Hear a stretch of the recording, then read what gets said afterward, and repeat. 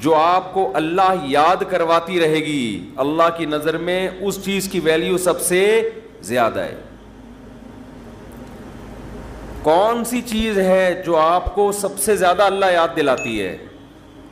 وہ عبادت ہے دعا۔ سمجھتے ہیں کہ نہیں سمجھتے؟ آج دعاؤں میں زیادہ زور نہیں ہے، یہ بڑا مسئلہ ہے۔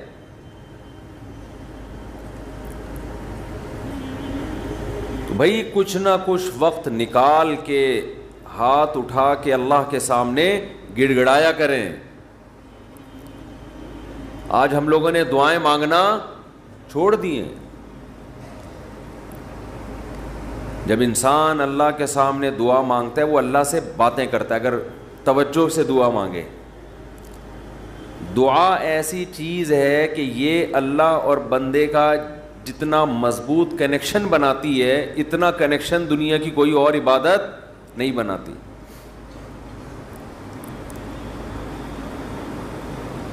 ہمیں شیطان ورغلاتا ہے کہ اس سے مل کیا رہا ہے تمہیں، نظر تو کچھ بھی نہیں آتا، ملتا تو کچھ بھی نہیں ہے۔ یہ شیطان کا بہت بڑا دھوکہ ہے، وہ بندے اور اللہ کے تعلق کو مضبوط نہیں ہونے دیتا۔ حضرت عمر رضی اللہ تعالی عنہ فرمایا کرتے تھے کہ مجھے اس کی زیادہ فکر نہیں ہوتی کہ میری دعائیں قبول ہو رہی ہیں کہ نہیں ہو رہی، مجھے زیادہ فکر اس کی ہوتی ہے کہ دعائیں مانگنے کی توفیق مل رہی ہے کہ نہیں مل رہی۔ دعائیں مانگنے کی توفیق مل رہی ہے تو اس کا مطلب قبول ہو رہی ہیں۔ فوکس تو اس کو کرو کہ دعا مانگ رہے ہیں کہ نہیں مانگ رہے۔ یہ کیسے ہو سکتا ہے کہ اس احکم الحاکمین کے سامنے ہاتھ اٹھاتے ہوں اور وہ خالی ہاتھ واپس کرتا ہو؟ تو آج دعاؤں میں جان ختم ہو گئی، دعائیں مانگنا چھوڑ دی۔ تو یہ جو میں نے قرآن کی آیت پڑھی ہے، رمضان اور دعا کا آپس میں بہت گہرا تعلق ہے، بہت گہرا۔ جب انسان اللہ کے لیے کوئی عبادت کرتا ہے، کوئی قربانی دیتا ہے، اللہ کا نام قرآن میں ہے شکور، قدردان۔ شکور کسے کہتے ہیں؟ قدردان۔ آپ تھوڑا کرو وہ اس کی قدر بہت زیادہ کرے۔ کچھ لوگ ناقدرے ہوتے ہیں نا، آپ کچھ بھی کر لیں ان کے لیے کہتے ہیں نا ناقدرہ ہے، میری بات کو ویلیو ہی نہیں دیتا، میرے احسان کو ویلیو ہی نہیں دیتا۔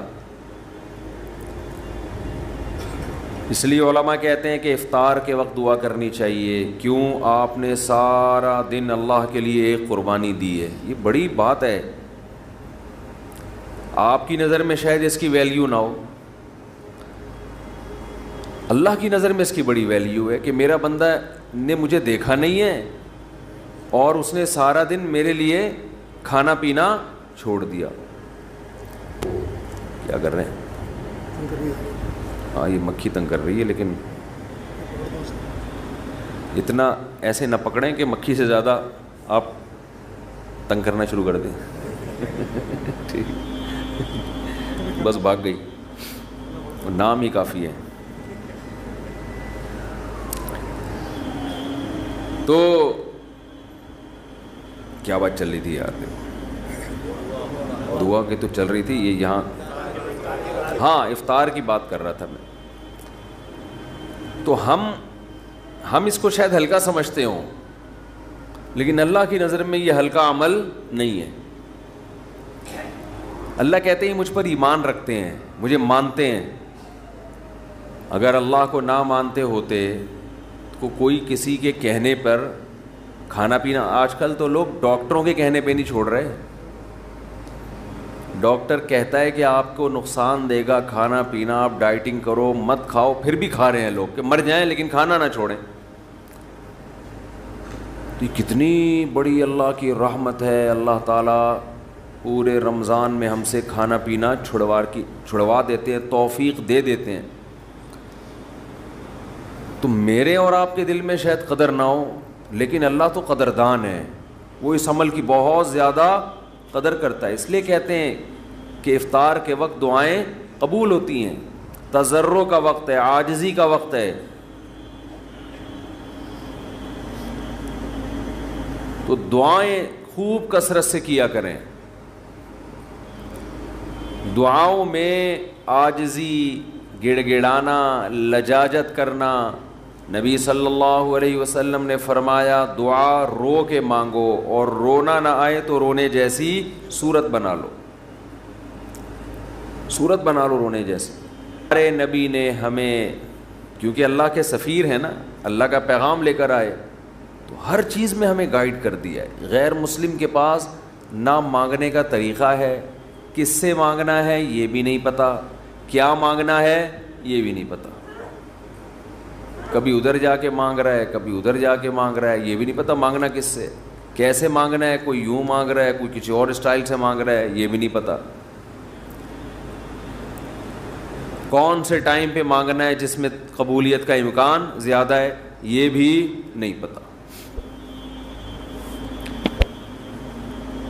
تو اللہ کے حبیب صلی اللہ علیہ وسلم نے ہمیں یہ بھی بتایا مانگنا کیا ہے، یہ بھی بتایا کس ٹائم پہ مانگنے کی فضیلت زیادہ ہے، اور یہ بھی بتایا مانگنا کیسے ہے، دل کی کیفیت کیا ہونی چاہیے، ظاہر کی کیفیت کیا ہونی چاہیے. تو سب سے زیادہ دیکھو، اللہ سے محبت ایک دفعہ دل میں تھوڑی سی چنگاری پیدا ہو گئی نا، تھوڑا سا تعلق اللہ سے کنیکشن بحال ہو گیا، اس کا دنیا میں سب سے پہلا فائدہ ملتا ہے سکون. اس کا جو دنیا میں سب سے فوراً کیش فائدہ ملتا ہے نا، کیش، وہ کیا ملتا ہے؟ سکون. آدمی اپنے آپ کو محفوظ سمجھنا شروع کر دیتا ہے کہ یار میں نے اپنے آپ کو کس کے حوالے کر دیا؟ اللہ کے. سب سے پہلا فائدہ یہ کہ بالکل ایسے جیسے ڈاکوؤں کا خطرہ ہو چاروں طرف سے، اور آپ نے دیکھا جی پولیس کی 3-4 موبائلیں ہمارے گھر کے قریب آ کے کھڑی ہو گئیں، آدمی لوگ سکون میں آ جاتے ہیں، یار کم از کم یہاں پر موبائل اسنیچنگ نہیں ہوگی، سکون سے سو جاؤ. تو جب انسان اللہ سے مانگتا ہے اور اپنے آپ کو اللہ کے حوالے کرتا ہے، اور اللہ تعالیٰ نے مانگنے میں کوئی شرطیں نہیں لگائیں، یہ بڑی زبردست بات ہے. کوئی شرطیں نہ کہ یہ والے قوائف پورے کرو گے تو پھر مجھ سے مانگو ورنہ تمہیں مانگنے کی اجازت نہیں ہے. کوئی چرسی ہے تو جب تک چرس نہیں چھوڑے گا مجھ سے مانگ نہیں سکتا. کوئی بے نمازی ہے تو جب تک نمازی نہیں بنے گا مجھ سے مانگ نہیں سکتا. اللہ کہتے ہیں مجھ سے یہی مانگ لو، یہی مانگ لو، اللہ میں بے نمازی ہوں، مجھے کیا بنا دے؟ نمازی بنا دے. جو چیز نہیں ہے وہی مانگو اللہ تعالیٰ سے. وقال ربکم ادعونی استجب لکم، قرآن کہتا ہے، تمہارا رب کہتا ہے مجھ سے مانگو میں تمہاری پکار کو قبول کروں گا. اور کمال کی بات یہ ہے، پہلے مجھے اس آیت کی تفسیر سمجھ میں نہیں آتی تھی. اللہ کہتے ہیں مانگو میں تمہیں دوں گا، نہیں مانگو گے ایسے متکبرین کے لیے میں نے جہنم کی آگ رکھی ہے بھائی. یہ سمجھ سے بالاتر. میں آپ سے کہہ رہا ہوں مجھ سے قرضہ مانگو، آپ کہتے ہیں شکریہ جی آپ نے آفر کی، ضرورت ہوئی تو مانگیں گے، نہیں تو ٹھیک ہے جی بہت شکریہ. میں کہہ رہا ہوں اگر نہیں آئے نا مانگنے کے لیے پھر دیکھو میں غنڈے بھیجوں گا، کٹ لگواؤں گا. آپ کہو گے یہ کون سا طریقہ ہے بھائی، یہ مجھ پر احسان کر رہے ہو یا گن پوائنٹ یہ زبردستی کروا رہے ہو کام؟ سمجھ میں آ رہی ہے بات کہ نہیں آ رہی ہے؟ آپ کہو گے یہ کون سا احسان کا طریقہ ہے. میں آپ سے کہہ رہا ہوں کہ آپ میری دعوت پہ آئیے گا، مجھے بڑی خوشی ہوگی، آپ کہیں گے تھینک یو بہت شکریہ آپ کا، آپ نے یاد کیا ہمیں. پھر میں کہتا ہوں اگر نہیں آئے نا غنڈے بھیج کے میں کٹواؤں گا. آپ کہو گے یہ زیادہ ہو گئی ہے، یہ کیا ہو گئی ہے، یہ دعوت نہیں ہے، یہ تو ایک طرح کا جرمانہ ہے میرے اوپر لگا دیا تم نے. میں آپ سے کہتا ہوں بھائی میں علاقے کا ناظم ہوں، میں علاقے میں یہ تھانے کا میں ڈی ایس پی ہوں، کوئی مسئلہ ہو میرے پاس آنا. آپ کہیں گے سر آپ کا بہت شکریہ، آپ کا ٹرانسفر ہوتے ہی آپ نے سب سے پہلے مجھے یاد کیا، کوئی بھی ضرورت ہوگی آپ کو بتاؤں گا. آگے سے تڑی لگا دی. اگر تمہیں کوئی ضرورت پڑی اور نہیں بتایا نا ہے بھائی، سب سے پہلے لاکر میں تمہیں ڈالوں گا. تو آپ کہیں گے سر یہ آپ مجھے عزت دے رہے ہیں، یہ میری توہین کر رہے ہیں. تعجب کی بات ہوگی کہ نہیں ہوگی؟ تو اللہ تعالیٰ تو یہی انداز اختیار کر رہے ہیں کہ مجھ سے مانگو میں تمہیں دوں گا. ان الذین یستکبرون عن عبادتی سیدخلون جہنم داخرین. نہیں مانگا تو ایسے لوگ ذلیل ہو کر جہنم میں داخل ہوں گے. یہ کچھ بات سمجھ میں آ رہی ہے بھائی؟ یہ تو عجیب سی بات ہے نا کہ مانگو، نہیں مانگا تو میں نہیں چھوڑوں گا تمہیں. اصل بات یہ ہے کہ علاقے میں ایس ایچ او آیا، کوئی محلے کا دادا آیا، وہ آپ سے کہتا ہے کوئی پرابلم ہو بتانا، آپ کہتے ہیں بڑی نوازش آپ کی، پھر بھی آپ اس کو پرابلم نہیں بتاتے، وہ غصہ نہیں آتا، اس کو غصہ نہیں آتا، اس لیے کہ وہ مخلوق ہے، وہ عاجز ہے. اسے پتہ ہے کہ بعض دفعہ بندے کو کام پڑتا ہی نہیں ہے، بعض دفعہ پڑتا ہے تو اس کے کوئی دوسرے تعلقات ہوتے ہیں، بعض دفعہ کام پڑتا ہے لیکن وہ چاہتا ہی نہیں ہے کہ کام ہو، ایسا ہی رہے معاملہ. لیکن اللہ کے ہاں یہ تینوں آپشن آپ کے پاس نہیں ہیں. آپ یہ کہیں کہ اللہ تو نے مجھ سے کہا تھا کہ میں تجھ سے مانگوں، لیکن میری کوئی ایسی ضرورت ہی نہیں جو میں مانگوں تجھ سے. یہ کہہ سکتے ہو کیا ہے بھائی؟ اس کا مطلب تم اللہ سے مستغنی ہو گئے. اللہ کے دیے بغیر بھی تمہیں دائیں بائیں سے تمہارے کھانچے کھلے ہوئے ہیں، جو اگر کھلے ہوئے ہیں تو وہ کھانچے کس کے اختیار میں ہیں؟ وہ تو اللہ کے ہاتھ میں ہیں. آپ یہ بھی کہہ سکتے ہو کہ مجھے اس لیے مانگنے کی ضرورت نہیں کہ میرے تو سارے مسائل حل ہو رہے ہیں، میں صبح میری جاب لگی ہوئی ہے، میری تنخواہ ہے، ایک ملٹی نیشنل کمپنی میں اچھی سیٹ پر بیٹھا ہوا ہوں میں، میری سیلری گھر آ جاتی ہے، مہنگائی بھی نہیں ہے، پیٹرول بھی نئی حکومت نے سستا کر دیا ہے وغیرہ وغیرہ، تو اب تو کوئی مسئلہ ہی نہیں ہے. تو اللہ کہے گا اگر کوئی مسئلہ نہیں ہے بالفرض، اول تو پاکستان میں ہو اور مسئلہ نہ ہو، یہ ہو نہیں سکتا. یہ تو پھر اس کا مطلب ہے آپ سو رہے ہیں، آپ کی کوئی اٹھائے گا اور آنکھ کھل جائے گی آپ کی. تو آپ کے ساتھ اگر کوئی مسئلہ نہیں ہے، آپ ان اسباب کو دیکھ رہے ہو، اس کا مطلب آپ سمجھتے ہو کہ ہوتا اسباب سے ہے، اللہ سے نہیں ہوتا.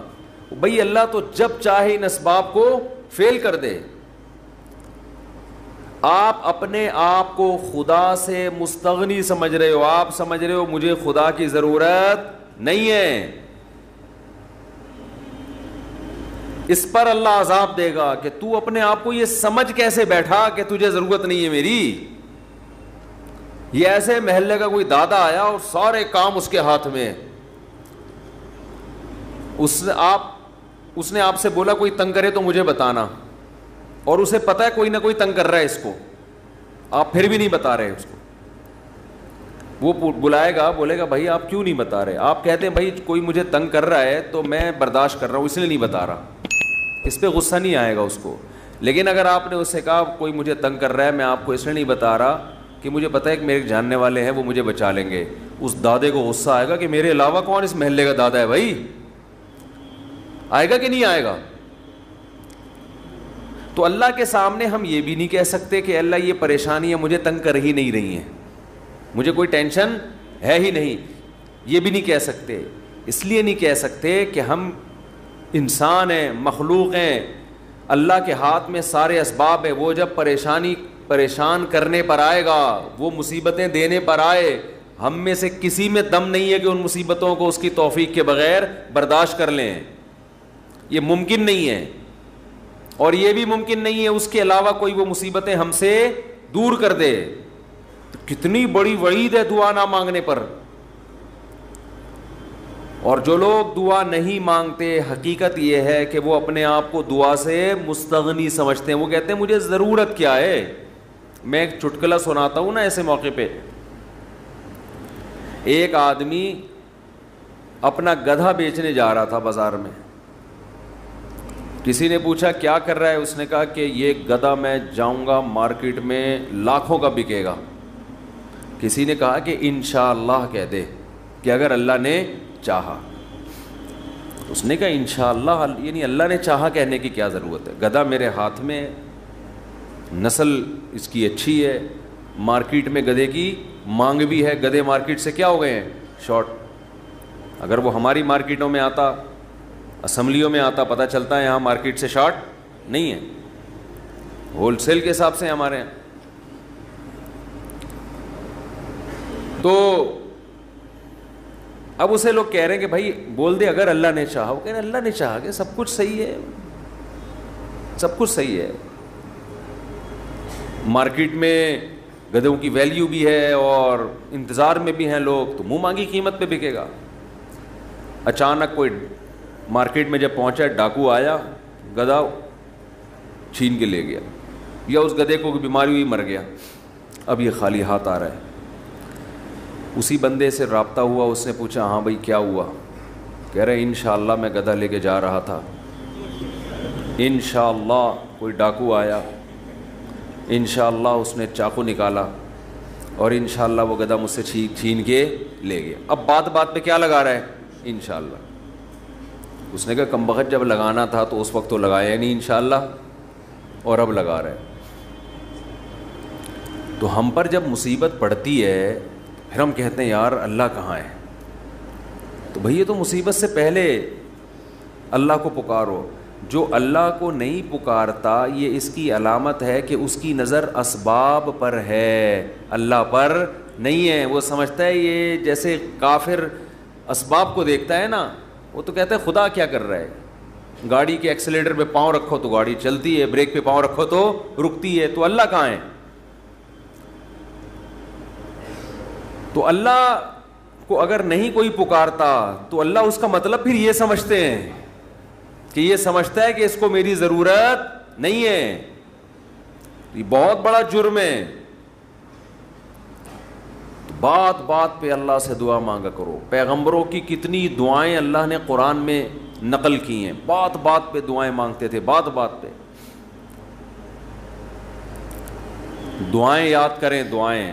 ایک کتاب آتی ہے مناجات مقبولہ, یہ نام نوٹ کر لیں. کیا نام ہے اس کا؟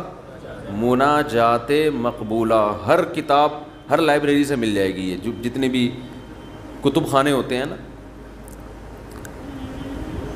مولانا اشرف علی تھانوی رحمہ اللہ تعالی نے قرآن اور حدیث کی دعاؤں کو جمع کر کے ایک چھوٹی سی کتاب میں لکھ لیا ہے, ایک چھوٹی سی کتابچے میں جمع کر لیا ہے. قرآن کی دعائیں اور حدیث میں جو دعائیں, بہت جاندار دعائیں ہیں وہ. اچھا, دعا ایسی چیز ہے کہ جب جن الفاظ سے انسان مانگ رہا ہوتا ہے نا, وہ الفاظ بھی اس کے دل پہ اثر کر رہے ہوتے ہیں. تو انہوں نے بڑا شاندار کام یہ کیا کہ اب چونکہ دعائیں تو بہت زیادہ ہیں, ساری دعائیں قرآن اور حدیث کی آپ پڑھیں گے تو ایک ہی اتنی لمبی ہو جائے گی پھر.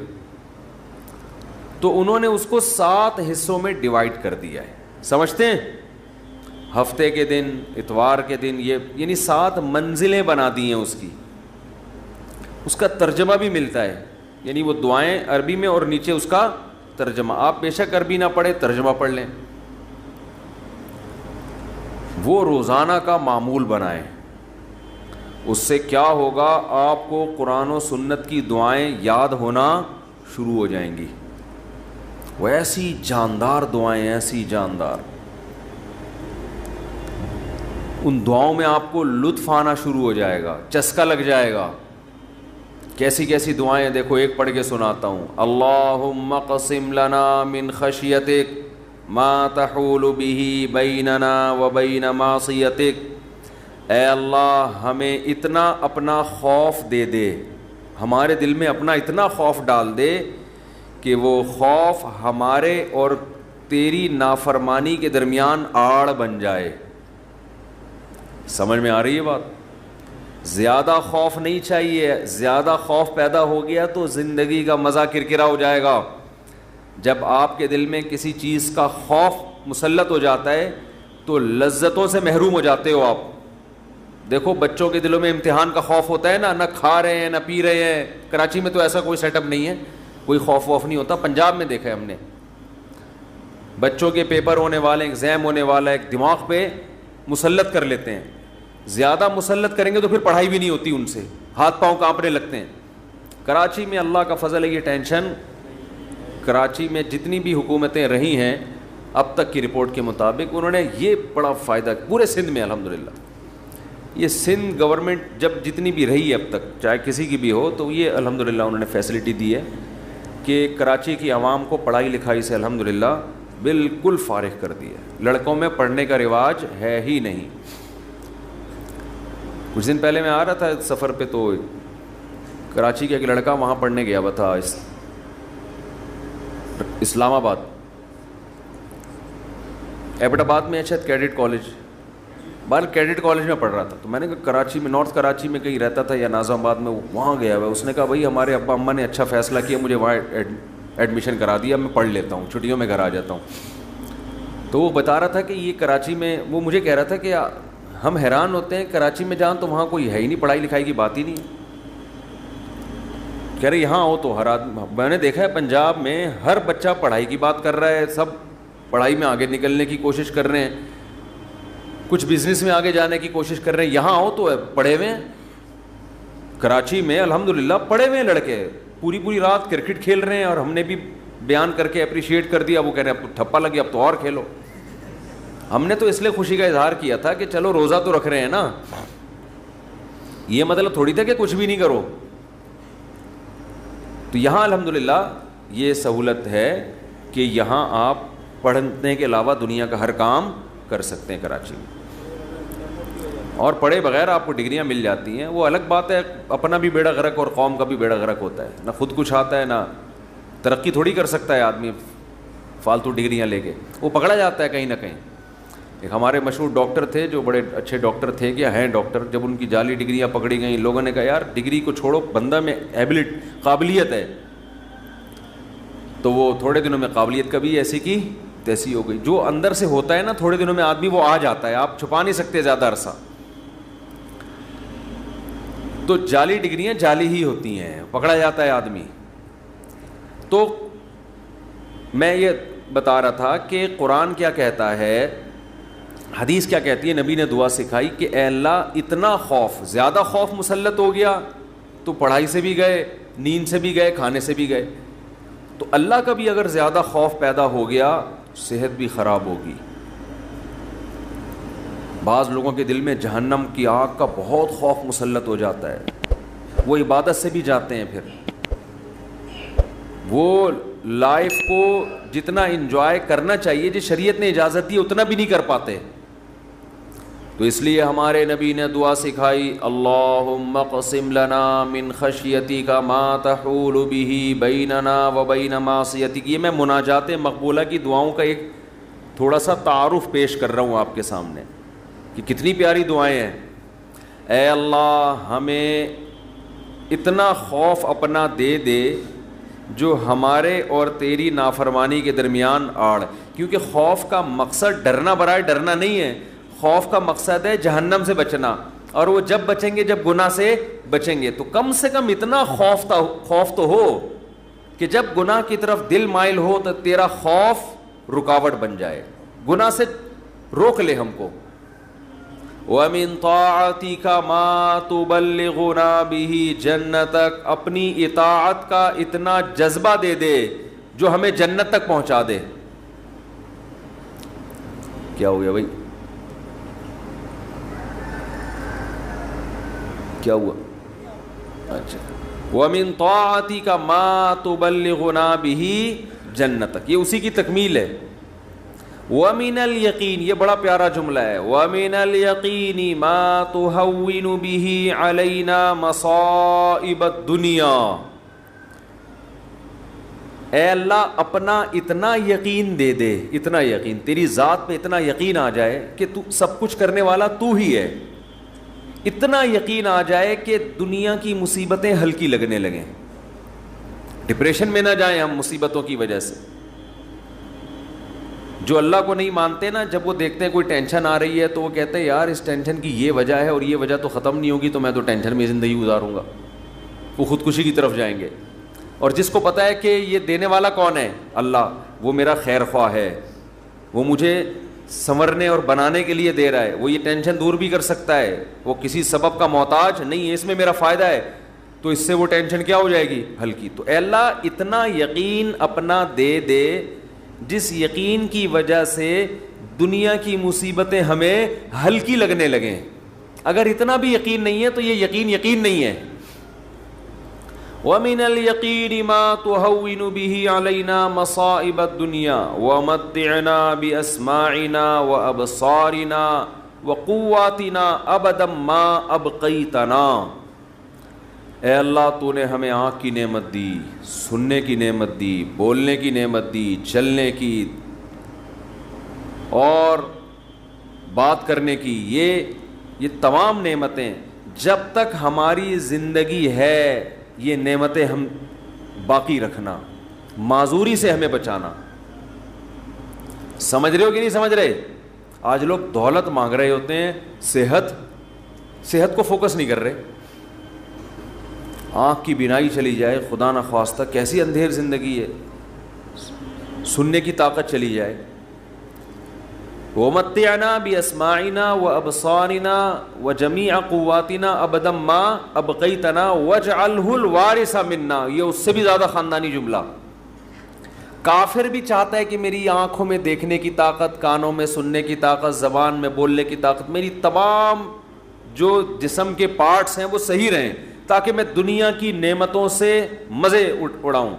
تو اللہ ہم صرف اس لیے نہیں کہہ رہے کہ یہ تمام چیزیں باقی رکھ کہ ہم دنیا میں مزے اڑائیں, دنیا میں بھی لذت, اور یہ جو تو نے ہمیں طاقتیں دی ہیں یہ آخرت میں بھی ترقی کا ذریعہ بن جائیں. تو ڈبل مزے ہو گئے کہ نہیں ہو گئے ہیں بھائی؟ کیونکہ جس آدمی میں قوت اور طاقت نہیں ہوتی مختلف چیزوں کی, وہ آخرت کے کام بھی زیادہ نہیں کر سکتا. تو وَاجْعَلْهُ الْوَارِثَ مِنَّا, ان کے اثرات باقی رہے, قیامت کے دن فائدہ ہو. ان آنکھوں سے ہمیں, ان کان سے اچھی بات سنی تھی اور ہدایت مل گئی, تو یہ فائدہ ہو گیا نا اس کان کا آخرت میں. آنکھوں سے اچھی چیز دیکھی اور ہدایت مل گئی, اللہ کی نشانیاں دیکھیں اور عبرت حاصل ہوئی ان آنکھوں سے, ماں باپ کی زیارت کی, بیت اللہ حج کی, اللہ کے گھر کی زیارت کی. تو یہ آنکھوں کی لذت بھی ہے, اور اس لذت سے دنیا کا فائدہ بھی اور آخرت کا فائدہ بھی. وَاجْعَلْهُ الْوَارِثَ مِنَّا وَاجْعَلْ ثَأْرَنَا عَلَى مَنْ ظَلَمَنَا وَانْصُرْنَا عَلَى مَنْ وَانْصُرْنَا عَلَى مَنْ وَاجْعَلْ ثَأْرَنَا عَلَى مَنْ ظَلَمَنَا وَانْصُرْنَا عَلَى مَنْ عَادَانَا. جو ہم سے دشمنی کرے اے اللہ تو اس کے خلاف ہماری مدد کر. دنیا میں بہت سارے دشمن ہیں, کچھ کو آپ جانتے ہیں, بہت سو کو نہیں جانتے. وَلَا تَجْعَلْ مُصِيبَتَنَا فِي دِينِنَا. اے اللہ اگر کوئی مصیبت مقدر میں ہے ہی تو وہ دنیا کی طرف پھیر دینا, دین ہمارا اس سے محفوظ رکھنا. دنیا کی مصیبت ختم ہو جاتی ہے, دین پہ کو نقصان اگر ہو گیا اس کے اثرات ہمیشہ ہمیشہ رہیں گے. وَلَا تَجْعَلْ مُصِيبَتَنَا فِي دِينِنَا وَلَا تَجْعَلِ الدُّنْيَا أَكْبَرَ هَمِّنَا. یہ جب مانگا کرے نا خوب شوق سے, اس کا مفہوم سوچ کے, اے اللہ دنیا ہمارا بڑا غم نہ بنا دینا کہ ہماری بڑی چاہت ہی کیا ہو. آج آپ دیکھیں, آپ کسی سے پوچھیں تجھے دنیا میں سب سے بڑی ٹینشن کیا ہے, وہ کیا بزنس. تیرا سب سے بڑا مسئلہ کیا ہے, صحت. تیرا سب سے بڑا مسئلہ کیا ہے, بیوی ٹھیک ہو جائے. تیرا سب سے بڑا مسئلہ کیا ہے جو تو چاہتا ہے, یار میرا سب سے بڑا مسئلہ ہے میری شادی ہو جائے. تیرا سب سے بڑا مسئلہ کیا ہے, یار ابا ٹھیک ہو جائیں. تیرا سب سے بڑا مسئلہ کیا ہے, یار میرے بال نہیں ہیں سر پہ, میں سارا دن اسی کوشش میں لگا رہتا ہوں سر پہ بال نکل آئیں. بھائی تیرا سب سے بڑا مسئلہ کیا ہے, بھائی مجھے اللہ نہ کرے کینسر ہے, میرا سب سے بڑا مسئلہ اس وقت یہ بن چکا ہے میرا کینسر کسی طرح سے ٹھیک ہو جائے. بھائی تیرا سب سے بڑا مسئلہ کیا ہے, یہ لوگوں کی آپ سروے کریں تو یہی ہوگا نا. سمجھ میں آ رہی ہے بات؟ اکبر ہمینا کا مطلب سب سے بڑا مسئلہ, سب سے بڑی ٹینشن. بھائی تیرا سب سے بڑا مسئلہ کہ یار میرے بچے میرے قابو میں نہیں ہیں, میری سب سے بڑی خواہش ہے میرے بچے انسان کے بچے بن جائیں. بھائی تیرا سب سے بڑا مسئلہ کیا ہے, بھائی اس کا سب سے بڑا مسئلہ اس کو خدا نخواستہ فالج ہوا ہوا ہے, اس کی ابھی سب سے بڑی کوشش یہی کہ فالج ٹھیک ہو جائے اس کا. نبی دعا سکھا رہے ہیں یہ کبھی بھی ہمیشہ اللہ سے پناہ مانگو, اے اللہ یہ چیزیں میرے مسئلے تو رہیں, سب سے بڑے مسئلے نہ رہیں. سب سے بڑا مسئلہ ایک ہی ہو, آخرت. بھائی یہ مسئلہ ختم ہو گیا, کوئی دوسرا مسئلہ آ جائے گا آپ کے ساتھ, کیا خیال ہے؟ ادھر میری طرف دیکھیں نا. ادھر کیوں دیکھ رہے ہیں؟ ابھی آپ کا سب سے بڑا مسئلہ ہے میرا بیان سنیں آپ بیٹھ گئے. اچھا مجھے کچھ اس وجہ سے دیکھ رہے تھے آپ مجھے. اچھا ٹھیک ہے ٹھیک ہے میں اس میں دیتا ہوں دعا میں. 4 لاکھ روپے جمع کرنا ہے, 25-30 لاکھ. تھوڑی سی اچھا میں جمعے کی نماز کے بعد دیتا ہوں. تو سب سے بڑا مسئلہ جو میرا اور آپ کا ہو تو حدیث میں آتا ہے کہ اللہ سے دعا مانگو, لا تجعل الدنیا اکبر ہمنا, اے اللہ یہ دنیا کے جو بکھیڑے اور مسائل ہیں یہ ہمارا سب سے بڑا مسئلہ نہ ہو. سب سے بڑا مسئلہ ہمارا ایک ہو بھائی, کینسر ٹھیک ہو یا نہ ہو, آخرت صحیح ہو جائے. ہم نے ایسے علماء کو دیکھا ہے موت کے وقت شفا کی زیادہ فکر نہیں ہے ان کو کہ میں ٹھیک ہو جاؤں, فکر یہ ہے کہ بھلے مر جاؤں لیکن مغفرت ہو جائے آخرت میں. ہمارے ایک استاذ تھے 45-50 سال بمشکل ان کی عمر ہوگی, بیمار ہو گئے بہت سخت. تو میں جب بھی ان سے ملنے کے لیے جاتا ان کی عیادت کے لیے, عام طور پہ جب آپ بیمار کی عیادت کے لیے ملے تو بس وہ ایک ہی چیز کر رہا ہوگا, یار میں ٹھیک ہو جاؤں, بس میں ٹھیک ہو جاؤں, بس میں ٹھیک ہو جاؤں, اب فلاں ڈاکٹر, وہ اس کے علاوہ اس کی کوئی چاہت نہیں ہوتی. ہم جب ان سے ملنے کے لیے گئے تو بڑی شدید تکلیف میں, نلکیاں لگی ہوئی ہیں, ڈرپ چڑھ رہی ہے, بہت کمزور ہو گئے. ہم نے کہا کیسی طبیعت ہے؟ کہہ رہے طبیعت ٹھیک نہیں ہے, دعا کرو اللہ مجھے شفا دے دے. پھر تھوڑی دیر میں کہنے لگے بس دعا کرو اللہ مجھ سے آخرت میں حساب نہ لے. ہر تھوڑی دیر کے بعد, بھائی اگر میری زندگی ختم ہو رہی ہے تو بس دعا کرو اللہ مجھ سے آخرت میں حساب نہ لے. دنیا دار آدمی کہتا ہے بس ختم ہو رہی ہے تو نہیں, ختم نہیں ہو, بس یہ دعا کرو, یہ میں مرنا نہیں چاہتا بھائی میں کسی بھی قیمت پہ. وہ اللہ سے مانگ بھی رہے ہیں کہ شفا, ہم اللہ کے بندے ہیں, ہم نے اللہ کے سامنے یہ تھوڑی کہنا کہ اللہ تیری مرضی ٹھیک کرتا ہے تو کر دے, نہیں تو نہیں, یہ نہیں, ہم نے تو دعا تو یہی مانگنی ہے اللہ ہم کمزور ہیں ٹھیک کر دے. بڑا مسئلہ اس سے بھی بڑا ہے, وہ کیا ہے؟ آخرت. کمپیئر ہے, کمپیریٹیو ڈگری ہے. اگر کوئی مسئلہ آپ کا سب سے بڑا ہے تو آخرت اس سے بھی بڑا مسئلہ ہونا چاہیے. اگر آپ کا مسئلہ آپ کی بیگم ہے تو آخرت اس سے بھی بڑا مسئلہ ہونا چاہیے. اکبر ہمنا, سب سے بڑا مسئلہ میرا اور آپ کا کیا ہونا چاہیے؟ اللہ. اب یہ ہم کبھی بیان میں سن لیتے ہیں, لیکن جب آپ پراپر یہ دعائیں مانگتے رہیں گے, اے اللہ میرا سب سے بڑا مسئلہ دنیا نہ ہو, تو دل پہ اثر ہوگا کہ نہیں ہوگا؟ اس کا استحضار ہوگا کہ نہیں ہوگا کہ میں تو اللہ سے بار بار یہی مانگتا ہوں کہ میرا سب سے بڑا مسئلہ دنیا نہ ہو, اور آج میں نے سب سے بڑا مسئلہ اس کو بنایا ہوا ہے. وَلَا تَجْعَلِ الدُّنْيَا أَكْبَرَ هَمِّنَا وَلَا مَبْلَغَ عِلْمِنَا, میری نالج کی انتہا بھی دنیا نہ ہو. آپ کی نالج گھوم پھر کے کس کی طرف آتی ہے؟ دنیا کی طرف. تو اس کا بھی وہی مفہوم ہے جو پہلے والے جملے کا مفہوم ہے. وَلَا مَبْلَغَ عِلْمِنَا وَلَا غَایَةَ رَغْبَتِنَا وَلَا تُسَلِّطْ عَلَيْنَا مَن لَّا يَرْحَمُنَا, اے اللہ کوئی ایسا شخص ہم پہ مسلط نہ کر جو ہم پہ رحم نہ کرے. ہر آدمی کے اوپر کوئی نہ کوئی ہوتا ہے. آپ گھر کے سربراہ ہیں تو عورت کے اوپر آپ مسلط ہیں, وہ یہ دعا مانگ سکتی ہے. آپ دفتر میں جاتے ہیں تو آپ کا باس آپ پہ مسلط, علاقے کا ناظم آپ پہ مسلط, صدر وزیر اعظم آپ پہ مسلط. تو اللہ جو بھی ہمارے بڑے ہیں ان کی طبیعت میں رحم کا جذبہ رکھ. وَلَا تُسَلِّطْ عَلَيْنَا مَن لَّا يَرْحَمُنَا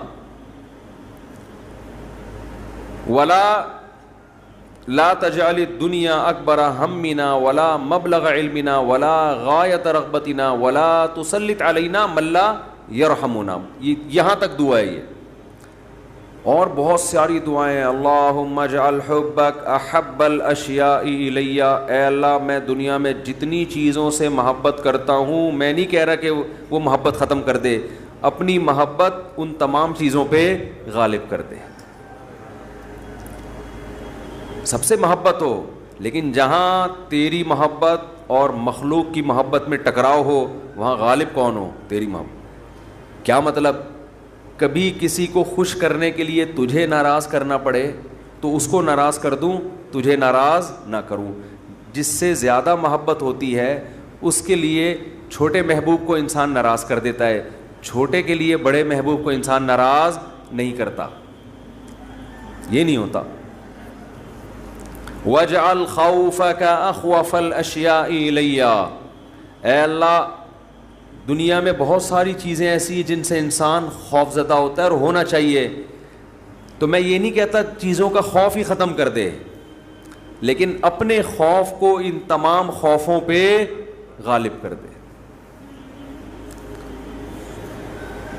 اپنے خوف کو ان تمام خوفوں پہ, جہاں تیری نافرمانی ہو وہاں کسی سے نہ ڈروں میں, جو اکھاڑنا ہے اکھاڑ لو بھائی, نماز نہیں چھوڑ سکتا میں. ہوتا ہے نا, باس کہہ رہا ہوتا ہے آپ کو اجازت نہیں ہے نماز پڑھنے کی, بھائی آپ نے جو اکھاڑنا ہے اکھاڑ لو. ہمارے ایک رشتہ دار تھے کیا ہیں, اللہ ان کی عمر میں برکت دے, شپ پہ تھے کیپٹن,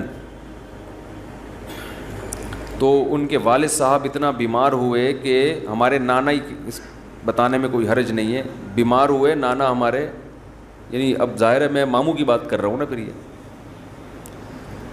تو بیمار ہو گئے وہ, ان کو اطلاع دی گئی شپ پہ کہ آپ کے والد صاحب بستر مرگ پر ہیں, بس اب دنیا سے جانے والے ہیں. انہوں نے کمپنی کو کہا کہ میرے والد صاحب کی طبیعت بہت خراب ہے, میں اس آخری وقت میں اپنے باپ کے ساتھ ہونا چاہتا ہوں. وہ بتا رہے تھے خود. کمپنی نے کہا کہ چھٹی نہیں ہے آپ کو. انہوں نے کہا ایسی کی تیسی, صحیح ہے نا, پکڑو اس کو, چھٹی دینی ہے تمیز سے دو, نہیں دینی ہے تو میں چھوڑ کے جاؤں. یہ کیسے ہو سکتا ہے, میرا باپ دنیا سے جا رہا ہے اور میں یہاں کمپنی کے لیے بیٹھا رہا ہوں یہاں پہ. کمپنی بعد میں ہے, باپ کون ہے, پہلے ہے. تو خیر وہ دے دی ان کو تمیز سے چھٹی. انہوں نے تھوڑی بدماشی بھی کرنی پڑتی ہے, بھائی چھٹی دو مجھے, نہیں تو رکھو کسی دوسرے بندے کو, یہ میرا ہیڈک نہیں ہے. غیرت ختم نا, مارکیٹ میں غیرت ہی نہیں ہے. تو باپ ماں یہ رشتے ایسے تھوڑی ہے کہ آپ کمپنی باس چھٹی دے دیں گے تو چلا جاؤں گا, نہیں تو سر میں مجبور ہوں. بھائی تمہارے باپ کو بھی چھٹی دینی پڑے گی. تو ایسے ہی نماز کے لیے بھی ہمارے حضرت ایک واقعہ سنایا کرتے تھے, بس یہ واقعہ کر کے بیان ختم کرتا ہوں کہ ایک صاحب کو اسلام آباد میں کسی کمپنی میں جاب ملی,